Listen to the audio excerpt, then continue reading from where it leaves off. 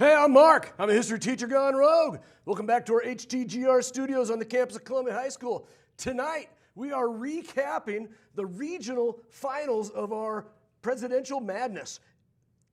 4 great matches leading us down to the Final Four. I'm joined by AP history teacher, high school basketball coach, state champion tennis coach, cage fighter, Hitman Dan Young. Hey, if you haven't been following along, first of all, you need to go back and check our selection show and work forward. Second of all, you need to subscribe to History Teacher Gone Rogue and ring the bell so you know when the bell rings on our matches. Now, all of our matches are scored by a panel of prominent historians that are also longtime coaches. We know history. We know talent. Myself, my friend Dan, the fight doctor Dave McDonald, OC Rob Doring, and Jason the Bengal Taylor. I think that'll work for him. I think so. You know, my dad was a Bengal, and he approves. He approves. Yeah. Right on. Okay, you're welcome to comment on our matches. We don't always see eye to eye. That's been the fun part of this whole series, and you're free to comment on our selections. Hey, by the way, Dan, you hear about this doctor in town that's promoting vast madness? Head down to his office, get a vasectomy on the Thursday morning of March Madness. He sends you home with a doctor's note and a bag of frozen peas. You spend the rest of the weekend in front of the TV watching March Madness. I'm not there yet, but you know what? It's nice he sends you home with a bag of peas for your peas. That would be. Boy, Casey's giving us that finger again. She is dialed in, Dan. Nothing gets past her. All right, so let's start in the East region of Washington, D.C. George Washington weighed in at 184 pounds. William McKinley weighed in at 213. Washington, 6'2". That's a 7 inches taller than McKinley. Dan, I tell you, looking at Washington again, my love, respect for this man just grows. What a body. Feel free to help me out here. A physique that any man would love having and any woman would love having as well. How about this, Dan? Only one veteran of the Civil War left, and it's not Ulysses S. Grant. McKinley, carrying the flag for those that fought in the Civil War. Joining the war when he was 18 years old. He was ready for this type of stuff. Fun fact, though, he actually had a parrot named Washington. We can't make this stuff up. Do you think that helps him out? I'll tell you what, I don't think it does. No. Speaking of flags, Washington enters arena here in Capital One Center carrying the original Betsy Ross Stars and Stripes. Wow. Going deep into the history for old number one. Sets his wig in the corner. Have I said what an amazing athlete Washington looks like? Couple times. The man has mastered nearly every sport in his day, especially including archery, horseback riding, swimming, wrestling, iron bar throwing, and sword fighting. Washington, using his reach advantage, connects on a couple of punches, sending McKinley to the floor rather than go to the mat with him. That got him in trouble against McGarfield. He waited for McKinley to get back to his feet, pounded him some more. Eventually, McKinley went down, refused to get up. Washington headed to the Final Four. Yeah, I think eventually Washington was just too much for McKinley in this one, and a lot of people now are talking that Washington might be a favorite going into the Final Four. Well, I see that. Struggled at the start, finishing strong. In the South, in Nashville, Franklin Pierce weighed in at 157 pounds. Andrew Jackson weighed in 148. A couple of bantamweights going at it in this one. You know what? I think this is going to be a good one. I can't wait to see kind of where we take this, where it goes from here. It's going to be fun. Yeah, Jackson's taller, though. Tall, cool one at 6'1". That's a 3-inch advantage over Pierce. Old Hickory didn't say much at the weigh-in. He brought his parrot with him, though. When Pierce looked at him, Hickory's bird spouted off a 40-second profanity-laced tirade. I just hope our mothers weren't listening. Their ears might start bleeding after that. Pierce entered the octagon. Jackson entered second, sprinting down the aisle. The crowd in his hometown roared its approval once more. Jackson wasted no time going after Pierce quickly. The best Pierce could do would cover up. Pierce gave it a good go, getting further than his presidential historian gave him credit for, but the road ends tonight. Old Hickory, too tough. Yeah, Jackson isn't the biggest man fighting in these tournaments, but every ounce of him was born for this. He absolutely loves this type of stuff. Like a freaking Tasmanian devil out there. All right, in the Midwest, in Minneapolis, Lyndon Baines Johnson weighs in at 205. Teddy Roosevelt weighed in at 216. The difference was clearly Johnson's 3-inch height advantage. Roosevelt, only 5'10", but he fights like he's 5'11". Yeah, this is about the only advantage that I can think that LBJ might have in this one. He better take advantage of it while he can. Roosevelt negated that height advantage, getting inside on LBJ. Some strong shots to the body, just taking the wind out of the Texan. Then the double leg takedown, and Johnson has no strength to escape from terrible Ted. Johnson goes out at the 137 mark of the first round. Yeah, finally LBJ is out of here. I can finally sleep at night. In the West, in Anaheim, Zachary Taylor weighed in at 217. Nixon at 193. It looked like Nixon had some significant burns on his arm. Any idea where those may have come from? Yeah, I'm guessing that was from some Tricky Dick's in-fight shenanigans he was preparing for. It looks like one backfired on him. I bet. Taylor, enraged at Nixon, screaming all kinds of venom at him. Clearly, Taylor wanted Lincoln in this match. Called him a crook.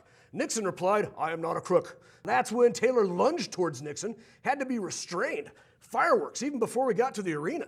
Yeah, I think if there's only one president in this fight that could go through this and see that with a smirk on his face and not be bothered, it's Tricky Dick here, and he did just that. Yeah, Nixon enters the ring carrying his pardon letter from Gerald Ford.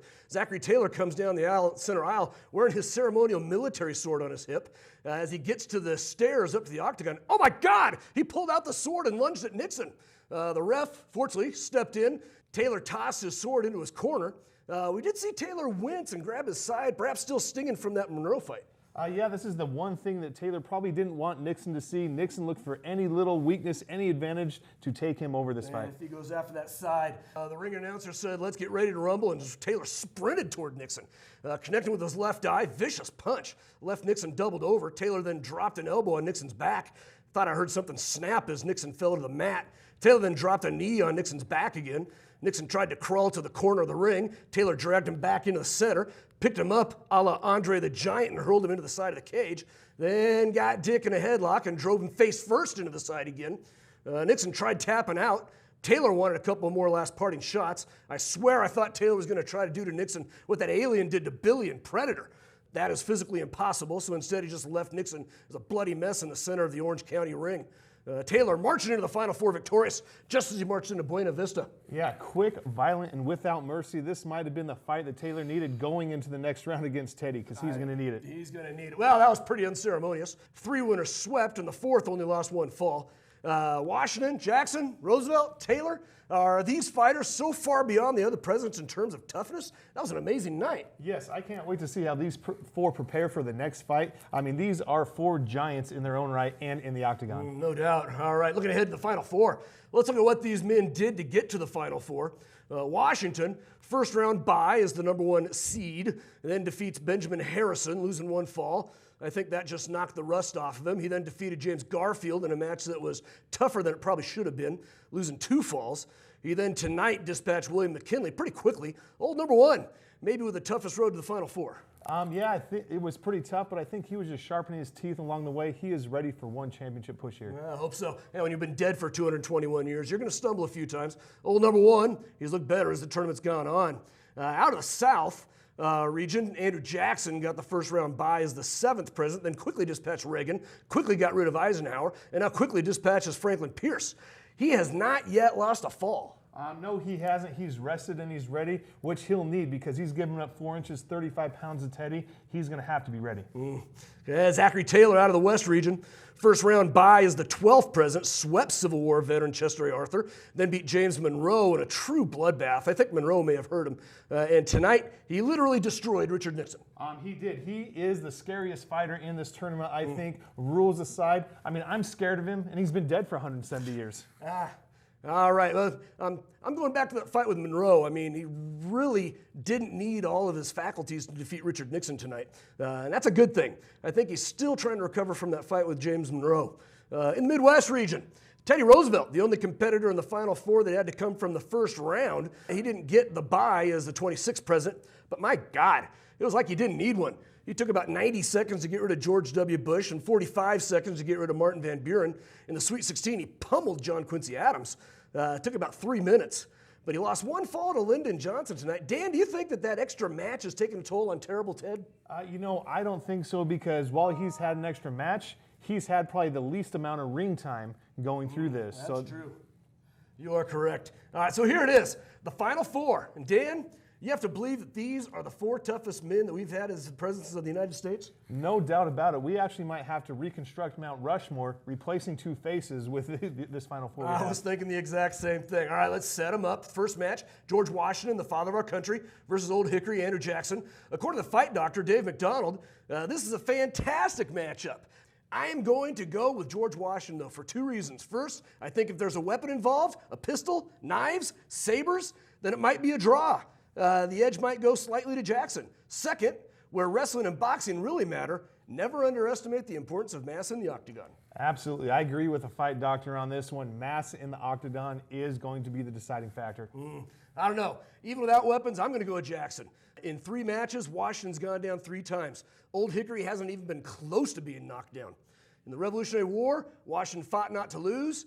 If he fights not to lose here, Jackson's going to take him. Yeah, he will definitely have to take to the offense tonight, which, like he did, crossing that Delaware on Christmas night against the British, he's going to have to come out with that same type of offense here. All right, in the second match, it'll be Teddy Roosevelt versus old rough and ready Zachary Taylor. Again, the fight doctor ringing in said, I don't know if you can pick against Roosevelt. He's easily one of the most pugnacious presidents in the history ever. Pugnacious, I'm not sure what that means. I'm going to look it up. Between boxing and jiu-jitsu, anybody who really practices those, I think, has to be the odds-on favorite in almost any fight. Which room in the White House do you think they practice jiu-jitsu in? Imagine going on the tour, and here we have the Presidential Library, otherwise known as the Green Room. Oh, look, it's President Roosevelt doing a double-leg takedown into an armbar. Or we can call it around here just another day. I just don't know if I could ever pick against this guy. Dan?